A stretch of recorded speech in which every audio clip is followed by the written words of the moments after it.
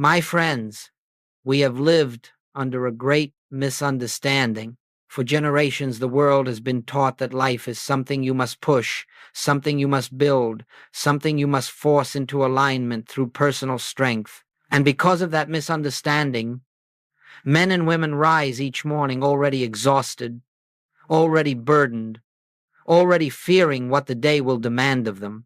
They rise believing life is theirs to manage, theirs to control, theirs to repair. And yet this belief, cherished as normal, is the very source of humanity's suffering.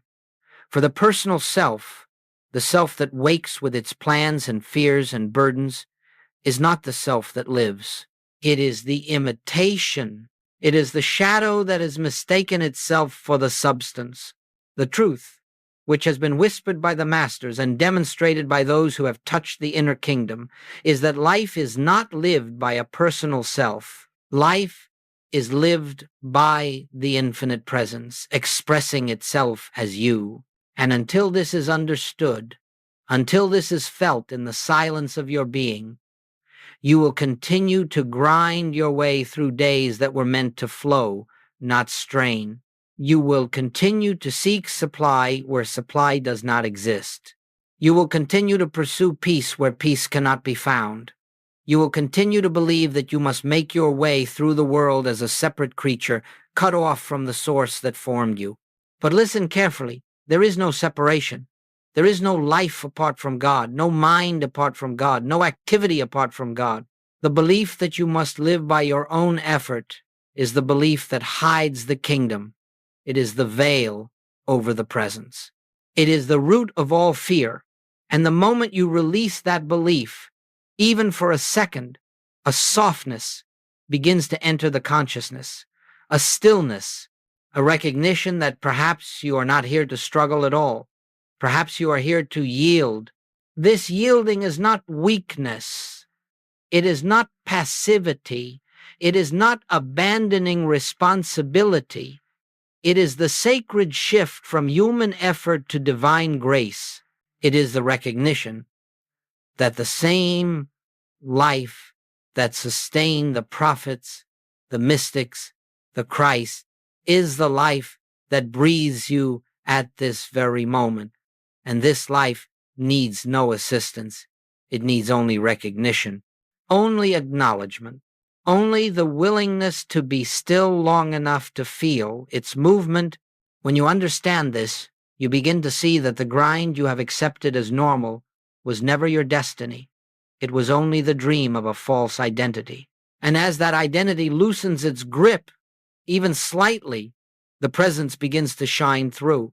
A new rhythm begins to operate you.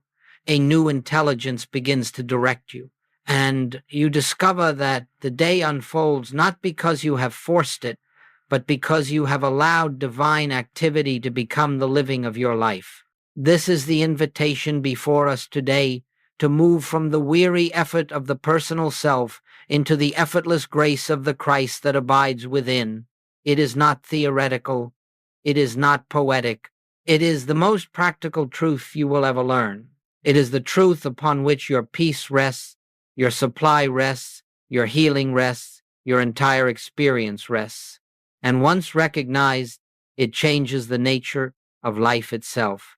Now let us look more closely at what it is that exhausts us, what it is that wears down even the strongest among us. It is not the world. It is not the work. It is not the responsibilities or the demands placed upon us.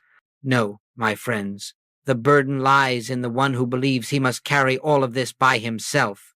The strain is born of a false sense of identity, an identity that claims, I must get, I must achieve, I must protect, I must survive.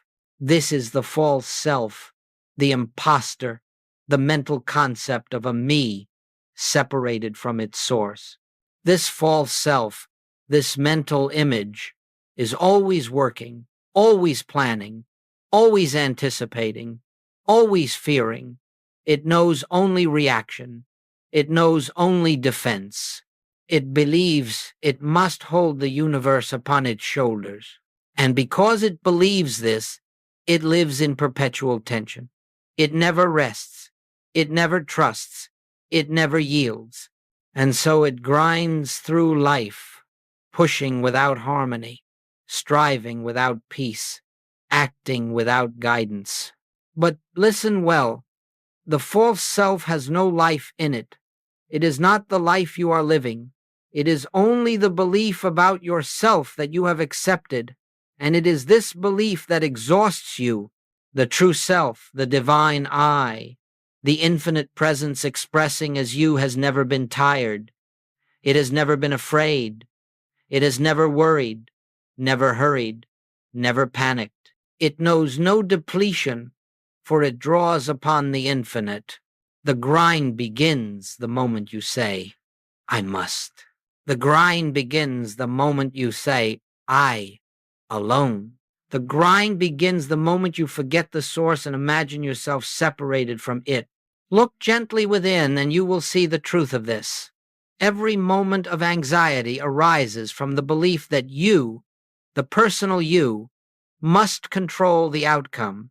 Every moment of fear arises from the belief that you, by your own will, must keep yourself safe. Every moment of exhaustion arises from the belief that you, by mental force, must accomplish what only the presence can do. But what if this entire structure is an illusion? What if the one who fears is not the self at all? What if the one who struggles is not the self at all?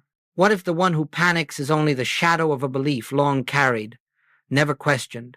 Goldsmith taught that the greatest liberation begins not with gaining something, but with releasing a mistaken sense of identity. You are not the struggler. You are not the worrier. You are not the isolated mind making its way through a dangerous universe. You are the transparency through which God expresses.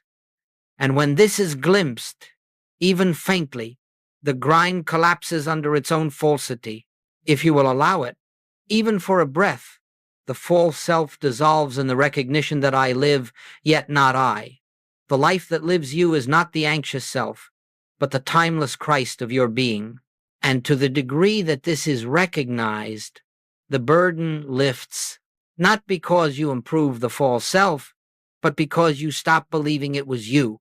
Let us continue now into the next phase of understanding, where we deepen this revelation and begin to discover the activity of grace that functions once the false identity subsides. And now we come to the heart of the matter, grace. For when the false sense of identity begins to loosen, even slightly, something extraordinary and wholly natural takes place. A new activity begins to reveal itself, not as a dramatic event, but as a quiet inner movement.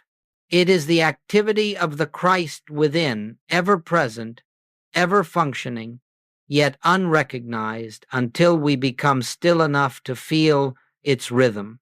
Grace is not a special dispensation.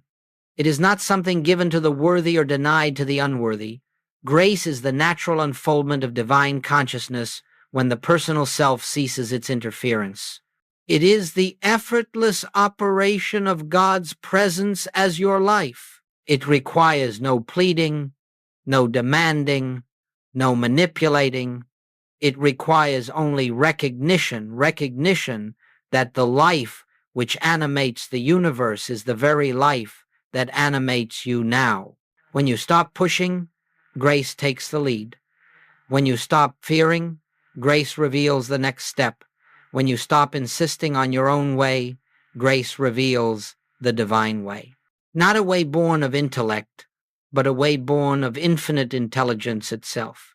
And you will find that this way is always gentle, always clear, always harmonious, because it is the activity of the one presence functioning without obstruction. You see, we have believed that we must bring God into our experience, when in truth, God is the very substance of our experience. We have believed we must invite God into our lives, when in truth we have never lived a moment outside of God. Grace is not something added from without. It is the unveiling of what has always been within. The sun does not need to be instructed to shine, it shines by its nature. Grace does not need to be invoked, it flows by its nature. The Christ within you is not a religious symbol or a mystical ideal, it is the living presence of God as your very being. It is the intelligence that beats your heart, breathes your breath, forms your thoughts, and guides your steps when you are still enough to hear. It is the I that existed before thought. It is the I that was never born and will never die. And this I expresses itself effortlessly when the personal sense of I grows quiet. Grace is the effortless rhythm of the infinite. It brings the right people, the right opportunities, the right ideas at the right moment, not through force, but through unfoldment. It resolves problems without strain and heals without struggle. It arranges circumstances without your manipulation. It flows through your life like a hidden river, always present, always moving, always sufficient. But in order to feel this flow, you must be willing to step aside as the doer. You must be willing to surrender the belief that life is yours to carry. You must be willing to let the Christ live its own life as you. This is not abdication. This is the highest recognition. For when you yield to grace, you do not become passive, you become transparent. You allow the infinite to function without the interference of the finite. This, then, is the secret. Grace begins where the personal self ends, not through death, but through recognition, not through effort, but through awareness.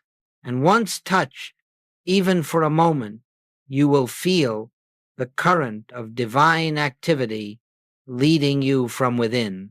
And you will know that the life you have struggled to build is being lived effortlessly by a presence far wiser than the human mind. Let us move now into the next understanding, how this shift from doing to allowing forms the foundation of a new way of living. As grace becomes recognized, there is a quiet shift that begins to take place within you, a shift so subtle that the world may not notice it, yet so profound that your entire experience begins to change. It is the shift from doing to allowing, from personal effort to divine unfoldment. This is not a change in your outer activity. It is not that you cease to work, cease to act, or cease to engage with the world. No, it is a change in the inner origin of your activity. In the old way of living, the personal self, believing itself to be separate, initiates every movement. It plans, it calculates, it pushes, it resists, it forces outcomes. It lives by will and fear, by tension and anticipation. It is always doing, because it believes that if it stops for even a moment, life will collapse. This is the state of consciousness that produces the grind. But in the new way, in the way of grace, you discover that you do not live life. Life lives you. You become an instrument, a transparency through which divine intelligence expresses. You begin to feel that every true action arises from within, not from compulsion or fear, but from a deep inner stillness. Action flows when needed, silence flows when needed, and both arise from the same source, not from the personal mind, but from the Christ within. This shift does not make you ineffective. It makes you precise. It does not make you slow. It makes you aligned. You do not drift through life, you move with clarity, because your activity is not self-directed but God-directed. Goldsmith often said, "I work, yet not I." And this is the essence of allowing. The ego does not disappear. It simply ceases to claim authorship. The personal self becomes the servant of the divine rather than the attempted master of life. In this state, your thinking becomes lighter. You stop wrestling with decisions because decisions reveal themselves. You stop worrying about outcomes because outcomes unfold naturally. You stop forcing solutions because solutions come through grace. Life begins to feel less like a struggle and more like an unfolding story, a story written by an intelligence greater than anything the human mind could contrive. This orientation transforms everything. When you need to speak, the words come. When you need to act, the impulse arises. When you need guidance, the inner knowing appears. When you need rest, the body quiets. When you need supply, the channel opens.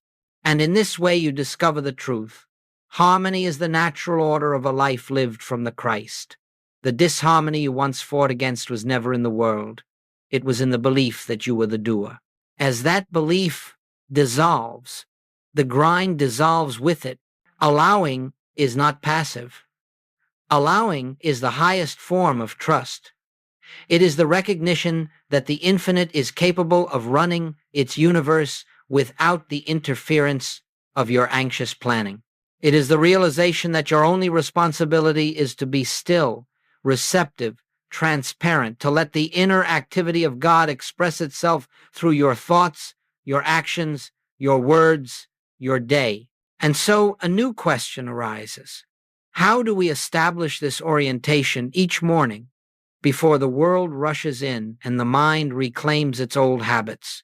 This leads us naturally into the next phase of our understanding, the morning foundation, the sacred beginning of a day lived by grace.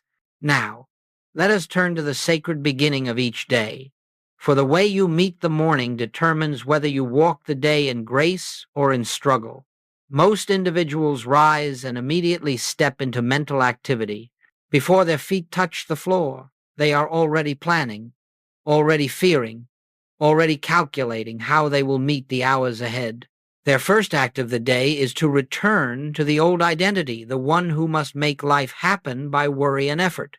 My friends, the only true preparation for the day is not organizing your tasks, but preparing your consciousness. For if your consciousness is filled with the awareness of God, the day will unfold in harmony regardless of activity. If your consciousness is filled with fear, the day will unfold in tension regardless of how carefully you plan it. When you awaken, before you engage with a single thought of the world, pause, become still, let the mind settle like water after a storm. Do not reach for the phone. Do not reach for the clock. Do not reach for the concerns that try to claim your attention. Reach inward. In that moment of silence, truly recognize that I and the Father are one, not as a statement to believe, but as a truth to rest in. Acknowledge that the day you are about to walk is not your day at all. It is God's day lived as you. The work ahead is not yours to push through. It is the divine activity unfolding in its own way, through its own law, in its own rhythm. Sit quietly with this recognition. Feel the presence not as a feeling in the body, but as the silent awareness behind thought. This presence is not near you. It is you, not separate from you, expressing as you. The more deeply you rest in this realization, the more the false self dissolves, and the more the Christ becomes the actor of your day. This morning recognition does not need to be long. It does not require chanting, affirmations, or mental exercises. 5 minutes of true awareness is worth more than 50 minutes of mental effort. Even 1 minute of genuine recognition is enough to open the channel through which grace flows. Say within yourself, if you must say words at all, Father, live thy life as me today. And then rest. Let the words dissolve into silence. Let the silence become your foundation. Let the foundation carry you. As you sit in this stillness, the world loses its urgency. The mind loses its frantic motion. The body softens. The heart opens. You begin to sense that the day is already held in divine order. that every step has already been prepared, that every challenge already contains its own resolution. Nothing is required of you but receptivity. This morning, communion is not preparation for living, it is living. It is the first act of allowing, the first act of surrender, the first act of recognizing that you do not walk the day alone. When this recognition is established, even lightly, the outer world reflects it. The hours unfold gracefully. Events align. Ideas come when needed. Silence arises when appropriate. You find yourself carried by an unseen current rather than pushing against the tides of circumstance. This is the morning foundation, not the planning of the day, but the sanctifying of consciousness. And from this foundation, we move naturally into a new experience of life, walking through the day with the Christ as guide, companion, and activity. As the morning foundation is established, something remarkable begins to occur. You discover that the presence with which you began the day does not remain in the silence of that first hour. It moves with you. It walks with you. It goes before you. It accompanies every step, every task, every conversation. And the secret to living by grace is not to hold the presence, but to remember it, to return to it gently, naturally, throughout the day, until the remembrance becomes effortless. The world will tempt you again and again to return to the old identity. It will invite you into urgency, into reaction, into fear. It will say, you must decide this now. You must solve this alone. You must take control. But you will learn that you need not accept this invitation. For each time the world presses upon you, you can pause just for a breath and turn inward to the truth. The presence goes before me. The Christ acts through me. The infinite lives my life. These brief recognitions, 5 seconds, 10 seconds, are not interruptions to your day. They are the very activity of grace. They are the quiet return from the false sense of self to the true self. And with each return, the personal mind loses its authority, and the divine mind takes its rightful place as the guide of your experience.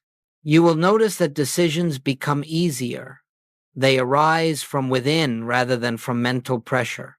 You will notice that conversations feel lighter, as if guided by an unseen wisdom. You will notice that difficulties do not grip you as they once did, for you begin to sense that every situation contains its own solution, waiting to be revealed through stillness rather than through speed.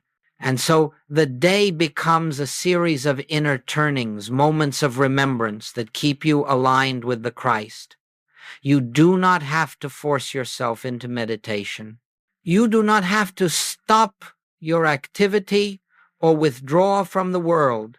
You simply return again and again to the awareness that God is the only actor in your life. When you walk into a meeting, pause inwardly. The presence goes before me. When you face a challenge, pause inwardly. There is a wisdom here that I do not see yet, but it is present. When you feel anxiety rising, pause inwardly. This is not my burden to carry. I rest in the infinite. These are not techniques.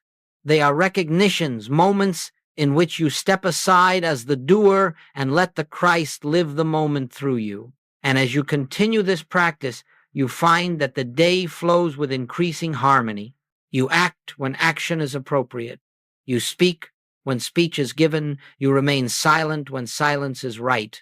You find yourself moving in rhythm with something deeper, steadier, and wiser than the human mind. This is living by grace, not abandoning life, but entering it fully with the awareness that all power, all intelligence, all direction, all supply come from the withinness of your own being. As this realization penetrates your consciousness, anxiety dissolves, tension dissolves, The frantic pace of the personal mind gives way to the calm assurance of divine activity. And so, moment by moment, you become a witness to your own life unfolding, not by your manipulation, but by God's expression. This is the freedom Christ spoke of. The freedom that comes not from what you gain, but from what you release. The belief that you must live your life alone. Let us now continue into the next phase of this journey, how to meet problems from the Christ mind rather than from the struggling self. Now, inevitably, as you move through your day in this new awareness, appearances will arise conditions that seem to contradict the harmony you have begun to feel within. A sudden financial concern, an unexpected conflict, a physical discomfort, a troubling piece of news. In the old consciousness, these events would immediately provoke anxiety, resistance, or frantic planning. The human mind would leap to defend itself, to fix, to correct, to fight, and in doing so, it would fall back into the very identity that creates the grind. But hear this, with all the stillness of your being. The moment you meet a problem as a personal self, you have already lost your peace.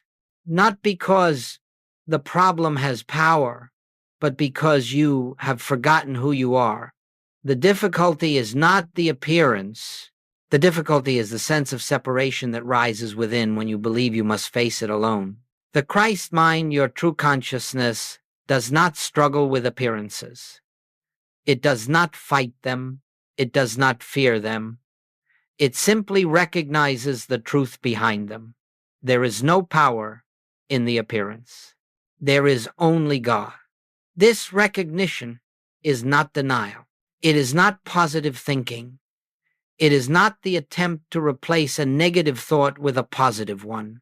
It is the realization that behind every appearance, regardless of how threatening it may seem, the presence is still the only reality. When something arises that would normally disturb you, pause just long enough to remember the truth. Do not rush to affirm away the condition. Do not rush to correct it.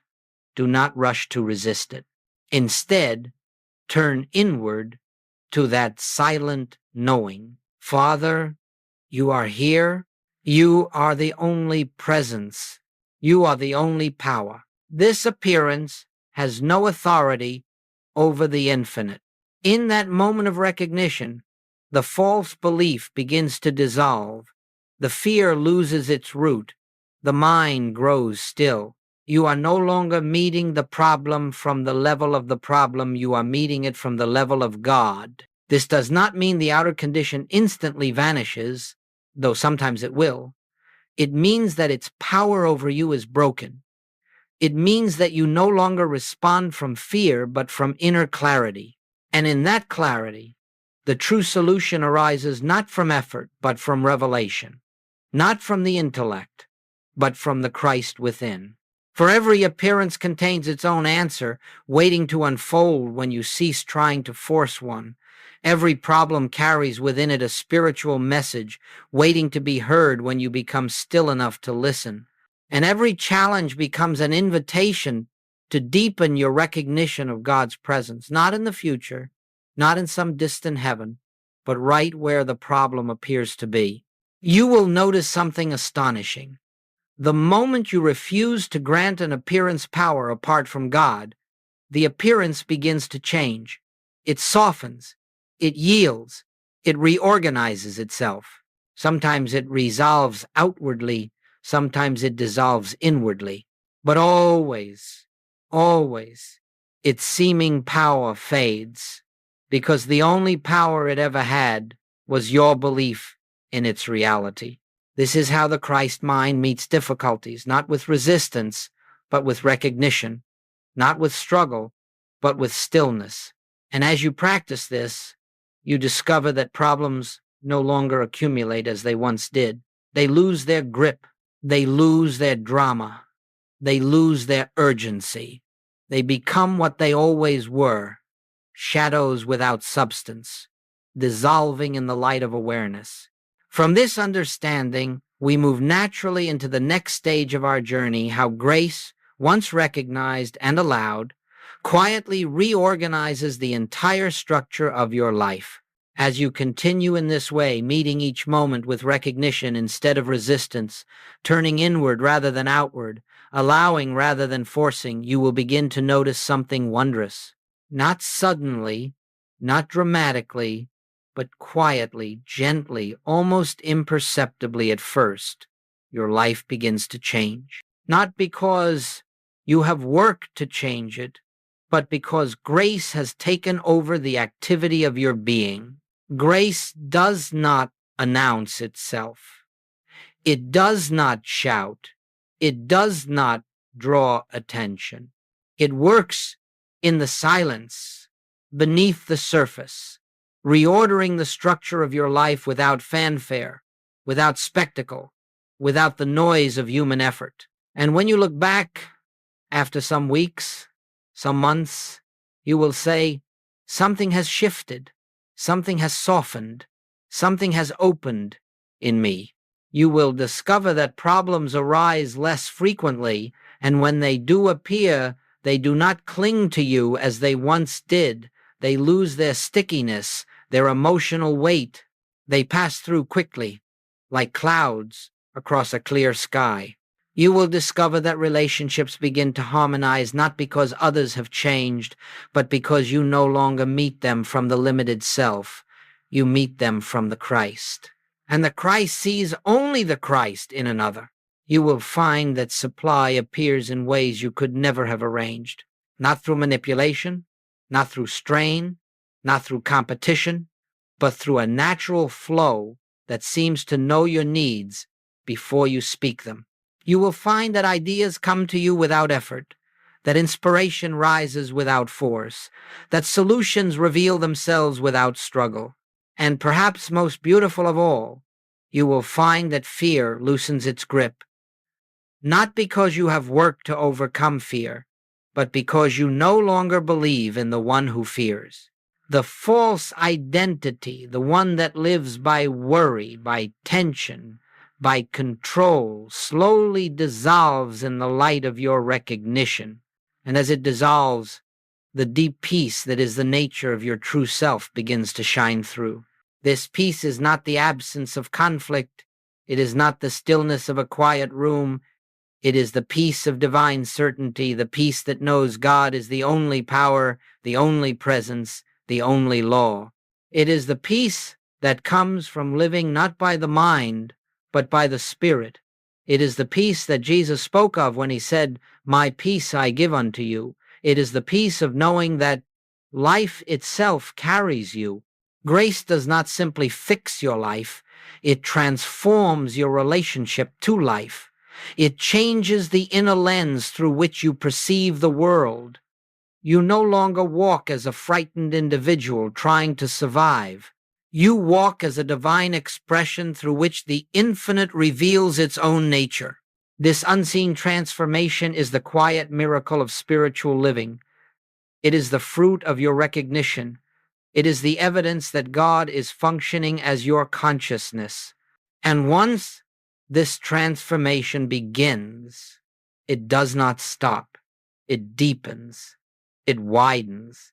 It expands into every area of your being, your thoughts, your emotions, your actions, your relationships, your work, your health. You come to realize that life is no longer something happening to you. Life is happening through you.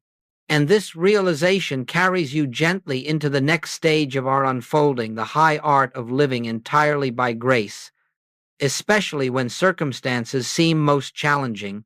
And so, my friends, we come to the close of this contemplation not as an ending, but as a beginning, an opening through which you may step into a new way of living. For what we have explored together is not theory, not philosophy, not another spiritual technique to add to the burden of the personal self. It is a revelation of truth. It is the unveiling of the life that has been living you since the beginning. It is the invitation to step out of the grind and into grace. You were never meant to carry the weight of your own existence. You were never meant to force your way through life with fear as your compass and effort as your only tool.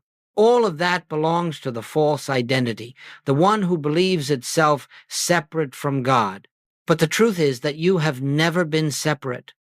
Not for a moment, not in your greatest struggle, nor in your deepest confusion.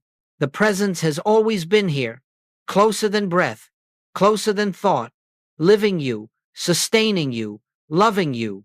Grace is not something you must earn. Grace is not something you must deserve. Grace is the very nature of your being. It is the rhythm of the infinite, expressing itself as your life. And the moment you turn inward, even slightly, to acknowledge this presence, grace becomes active in your experience. It takes over where your effort ends. It guides where your mind falters. It supplies where your fear trembles. It heals where your belief sees limitation. You need not perfect this practice. You need not master anything. You need only recognize the truth behind all appearances. Recognize the presence that lives you. Recognize the Christ that is your own being. Each recognition, no matter how small, dissolves a layer of the old identity and reveals a greater measure of the life you were always meant to live. So as you step from this moment into the rest of your day, carry this knowing gently within you. You do not walk alone. You do not act alone. You do not think alone. The Father within you doeth the works. Rest in this truth. Yield to it. Trust it. Let it become the foundation of your morning, the companion of your noon, the peace of your evening. Let every breath remind you, I and the Father are one. When this becomes your living awareness, the grind evaporates, and grace becomes the atmosphere in which you move.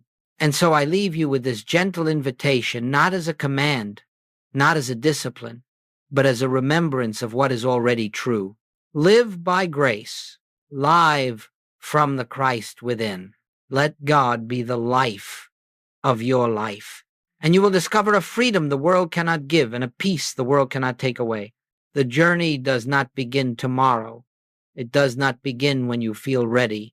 It begins now with your next breath, your next moment of stillness, your next willingness to remember the presence that has never left you.